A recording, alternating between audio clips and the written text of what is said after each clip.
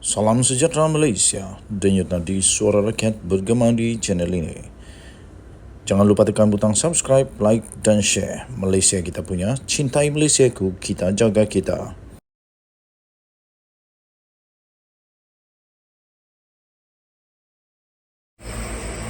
Salam sejahtera Malaysia, denyut nadi suara rakyat bergema di channel ini. Setelah Razi Jidin teriak-teriak jerit-jerit, tarik balik, macam budak-budak yang kena marah, koyak habis. Tiba-tiba bukan saja dia semakin tertekan rasanya, tapi malah dia makin terhimpit. Apa tidaknya tiba-tiba satu orang bekas setiausaha politik Razi Jidin tiba-tiba saja baru saja diumumkan bekas setiausaha politik Razi Jidin disahkan di antara dua yang telah ditahan oleh SPRM berkaitan dengan rasuah projek 80 juta ringgit Malaysia. Persoalannya, di mana Razi Jidin waktu itu? Di mana Razi Jidin ketika adanya rasuah projek bernilai 80 juta ini? Adakah Razi Jidin tak tahu? Ataupun Razi Jidin setiausaha politik Razi Jidin ini buat lakukan kesalahan ini, dia terlampau teror sehingga Razi Jidin tak tahu tentang perkara ini? Dan adakah juga sebenarnya Razi Jidin ini tak tahu apa-apa? Waktu dia jadi menteri dia tak tahukah? Dan soalan seterusnya ialah, rasuah ini berkaitan dengan Kementerian Razi Jidin atau tidak pada ketika itu? Kalau berkaitan dengan Kementerian Razi Jidin, lagilah banyak soalan yang boleh dibangkitkan. Di mana Razi Jidin waktu itu? Harap-harap Razi Jidin tak terlibatlah dengan kes ini kan? Jadi baru saja dikeluarkan di BH Online 23 September, bekas setiausaha politik Razi Jidin disahkan di antara dua yang ditahan SPRM berkaitan rasuah projek 80 juta ringgit Malaysia. Dua individu termasuk bekas setiausaha politik kepada seorang bekas Menteri Kanan.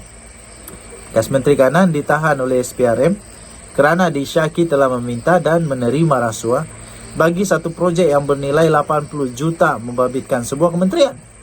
Mereka ditahan kira-kira jam 11 malam ketika diminta hadir untuk memberi keterangan di pejabat SPRM Putrajaya. Ada kaitan atau tidak, Razi Jidin mesti pening kepala sekarang. Kerana itu bekas setiausaha politik dia. Pertama. Kedua, mesti orang duk fikir apa peranan Razi Jidin. Yang ketiga, Razi Jidin tak tahukah? Yang keempat, Razi Jidin terlibat atau tak terlibat? Semua itu soalan lah. Sumber berkata projek itu membabitkan pencetakan buku bernilai kira-kira 80 juta ringgit, membabitkan sebuah kementerian secara rundingan terus. Secara rundingan terus. Jadi, kalau itu terlibat dengan Kementerian Razi Jidin, saya fikir 80 juta itu perlu perlu melepasi kelulusan Razi Jidin. Kerana 80 juta bukan sedikit, banyak. Rasanya itu perlu daripada menteri. Dan tak boleh daripada hanya pegawai-pegawai kanan biasa, tapi mesti daripada menteri. Suspek pertama itu berusia dalam lingkungan 20-an, yang juga bekas setiausaha politik kepada seorang bekas menteri kanan, manakala suspek kedua ialah pemilik syarikat berusia lewat 50-an, kata kenyataan itu. Menteri dipercaya bersubahat. Menteri pula. Maafkan saya, saya ulang semula, bukan menteri. Mereka dipercayai bersubahat. Mereka dipercaya bersubahat dengan bekas menteri kanan itu. Saya ulang baliklah. Mereka dipercayai bersubahat dengan bekas menteri kanan itu meminta dan menerima rasuah melalui syarikat suspek kedua daripada kontraktor sebagai balasan untuk meluluskan projek percetakan buku secara rundingan terus, kata sumber itu. Sementara itu, Timbalan Ketua Pesuruhjaya Operasi Suruhanjaya Pencegahan Rasuah Malaysia SPRM, Datuk Seri Ahmad Kusair Yahaya, ketika dihubungi mengesahkan penahanan itu. Beliau berkata kes itu disiasat di bawah Seksyen 16-A-B Akta SPRM 2009. Sementara itu, BH difahamkan pendaftar Mahkamah Majistret Putrajaya Nur Ardila binti Halid pagi tadi membenarkan permohonan SPRM untuk menahan reman Kedua-dua suspek selama 4 hari bermula hari ini sehingga 26 September. Sebelum ini media melaporkan seorang ketua penerangan parti telah meminta SPRM untuk menyiasat kontroversi membabitkan seorang menteri kanan kerajaan terdahulu. Ia dikatakan kerana berkaitkan membabitkan isu pemberian kontrak penyelenggaraan sekolah beserta pencetakan buku JKAF. Menteri itu didakwa memperoleh dana daripada individu berpangkat datuk yang membolot semua projek penyelenggaraan sekolah. Tajuk seterusnya, Razizidin Nafi terbabit rasuah 80 juta. Sementara itu, bekas Menteri Kanan merangkap Menteri Pendidikan dalam pentadbiran kerajaan sebelum ini, dalam kenyataannya menegaskan bahawa tuduhan-tuduhan terkandung dalam mesej tular yang mengaitkannya dan isteri dengan pencetakan buku JKAF untuk prasekolah adalah tidak benar sama sekali. Katanya, isteri saya juga bukan seorang kerabat dilajah dan beliau tidak mempunyai apa-apa kaitan maupun kepentingan di dalam syarikat yang dinyatakan dalam mesej yang tular tersebut, katanya. Jelas sekali katanya bahawa SPRM sedang bertindak atas arahan pihak atasan kerana pernyataan-pernyataan saya di Parlimen pada hari Selasa 19 September yang lalu. Dah takutlah tu. Okey? Jadi untuk mendapatkan berita lengkap sila layari bharian.com.my. Tajuk bekas setiausaha politik Razizidin antara dua ditahan SPRM berkait rasuah projek 80 juta. 23 September 2023. Kita jumpa lagi. Bye-bye. Salam sejahtera Malaysia, denyut nadi suara rakyat bergema di channel ini. Hari ini hari Ahad.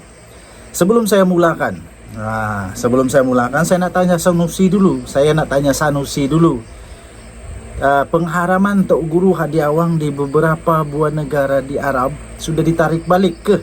Sudahkah ditarik balik dan dibatalkan? Ataupun dia masih lagi haram untuk berada di tanah beberapa negara Arab, Islam di Arab? Sanusi boleh tak jawab? Wah, ini dia.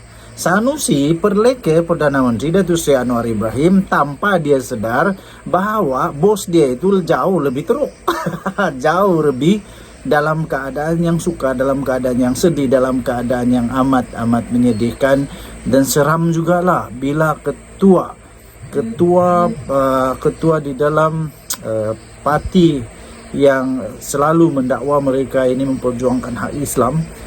Tapi rupa-rupanya dia ini, walaupun dia Tok Guru, tapi rupanya baru kita tahu ada beberapa buah negara Islam di dunia ini, di tanah Arab pula tu, yang mengharamkan Hadi Awang. Wow, sudah kena tarik balik kah? Sanusi sila jawab. Sudah kena tarik balik kah pengharaman itu? Kalau sudah, okeylah. Sanusi baru-baru ini telah memperlekehkan Perdana Menteri ketika beliau menyatakan kenyataan negara di New York. Dia nak perlekeh Perdana Menteri, tapi dia tak sedar. Saya nak tanya saja. Muhyiddin pernah tak buat kenyataan atau Muhyiddin pernah tak buat khutbah Jumaat di New York? Tak apalah, kita jangan tanya Muhyiddin lah. Kita tanya Tok Guru Hadi Awang lah. Kan Tok Guru Hadi Awang ni orangnya hebat. Pernah tak buat khutbah Jumaat di New York? Pernah tak? Sanusi lagi tak pernah lah. Lagi kesian sekarang ni Muhyiddin tak akan ada peluang pergi sana. Kerana apa? Dia punya pasport kena pegang, tak boleh keluar negara. Jadi Menteri Besar Kedah Datuk Seri Sanusi janganlah memperlekehkan Perdana Menteri. Tapi yang saya tahu Perdana Menteri telah menerima 9 kali tepukan gemuruh tahu. 9 kali. Muhyiddin ada tak pernah buat sana? Hadi Awang ada tak? Sanusi ada tak? Kalau tak ada, janganlah nak besak kepala, nak perasan kata rasanya diri itu lebih baik. Tak lebih baik manapun. Beliau yang juga adalah ketua pengarah pilihan raya PN berkata situasi Dewan yang lengang ketika Anwar berucap menyampaikan kenyataan negara malam semalam cukup memalukan. Malu apanya? At least dia bolehlah bercakap di sana. Kenapa? Hadi Awang pernah bercakap di sana? Muhyiddin Yassin pernah bercakap di sana? Pernah. Sanusi pernah tak pergi sana? Sanusi pernah tak pijak dewan tu? Tak pernah, tak payah cakap. Buat malu je. Buat malu je. Nak buat perbandingan dengan Datuk Seri Ismail Sabri Yaakob dengan ucapan PM10, apa bezanya dia kata? Pada waktu ucapan Datuk Seri Ismail Sabri Yaakob, nak kena tahu waktu itu dia cakap tentang apa. Sanusi ni cakap sembarang cakap je. Waktu itu sesi apa? Jadi mungkin waktu itu ramai. Tuan-tuan dan puan-puan yang dihormati sekalian, dia kata kenapa tak ada orang datang? Sebab dia kata orang bohong apanya. Jadi daripada dengar lebih baik keluar, dia kata. Ingat tak baru-baru ini di Dewan Rakyat siapa yang keluar dewan? Macam budak-budak lah saya tengok. Sikit-sikit koyak. Habis kalau semua keluar dewan, siapa nak dengar? Tapi sebenarnya bagus jugalah pihak pembangkang ni keluar. Senang lah kerja Datuk Seri Anwar Ibrahim. Senang kerja Datuk Seri Anwar Ibrahim untuk buat pembentangan. Tak apalah kalau semua tak mau ganggu lagi, bagus. Senang cerita, senang kerja Datuk Seri Anwar Ibrahim. Okey, tak apa. Lain kali semua pembangkang tak payah masuk dewan, lagi bagus. Lagi bagus tak payah masuk dewan. Kita tengoklah apa terjadi. Yang kesiannya ialah tempat-tempat parlimen yang mereka jadi wakil. Apabila mereka keluar, tak adalah suara mereka. Jadi minta pula gaji. Nanti sekarang bila tak ada peruntukan, terpaksa pergi kenduri orang mati, buat sedekah pakai duit sendiri. Habis selama ni YB kami pakai duit apa? Lain kali kalau nak jadi wakil rakyat, cermin diri dulu, layak ke tidak, sanggup ke tidak. Bukan hanya nak berkuasa. Bila sudah berkuasa, dah tak ada duit, tak ada itu, tak ada ini, rupa-rupanya tak mampu pun nak jadi ahli parlimen. Kenapa? Selama ni nak jadi ahli parlimen, kenapa? Mau apa? Mau dapat duit untuk bantuan ke? Tak, bukan. Jadi ahli parlimen ni sebenarnya jadi pembantu rakyat, bukan bos kepada rakyat. Tahu pun. Tuan-tuan dan puan-puan yang dihormati sekalian, Sanusi memperlekeh Perdana Menteri ketika dia berucap pada ceramah perdana kempen pilihan raya kecil PRK di Undangan Negeri Pelangai di Dataran Purnama Simpang Pelangai di Bentong malam tadi. Ceramah itu disiarkan secara langsung pada akaun Facebook TV PAS. Hadir sama adalah Presiden PAS Tan Sri Abdul Hadi Awang, Pengurus CPN Pahang Datuk Seri Saifuddin Abdullah, Pesuruhjaya PAS Pahang Rosli Abdul Jabbar dan Pengurusi Mufakat Nasional Tan Sri Anwar Musa.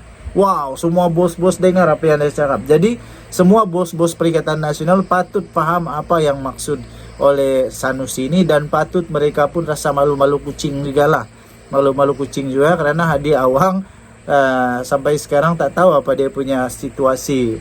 Adakah dia sudah dikeluarkan daripada senarai blacklist itu ataupun tidak? Tak tahu. Dia tak pernah pun berucap di United Nations. Dia tak pernah pun pergi bagi ceramah ataupun khutbah Jumaat dekat New York. Tak pernah. Anwar saja pernah. Semua yang datang ini pun tak pernah. Jadi tuan-tuan dan puan-puan, pada pendapat saya, untuk berkempen lebih baik bagi tahulah manifesto yang bagus, bukan cuba untuk perlekeh orang, nanti kena sendiri. Sekarang ni dah kena batang hidung sendiri. Apa nak jadi, malu jugalah. Okey. Jadi walaupun begitu kata Sanusi, khutbah itu rukun. Kalau bukan rukun, rasanya tak ada yang nak dengar dia di masjid pun, katanya. Yalah, betul juga. Tapi itulah saya nak tanya juga. Kalau khutbah, pernah tak Hadi Awang pernah berkhutbah di sana? Tak pernah. Pernah tak Sanusi pergi sana? Tak pernah. Tak apalah, Sanusi perlu jawab saja. Apa status Tok Guru Hadi Awang sekarang di beberapa negara Arab yang telah blacklist dia? Apa status? Itu saja kita nak tanyalah. Okey, Denyut Nadi, Suara Rakyat bergema di channel ini. Jangan lupa tekan butang subscribe, like dan share. Bye.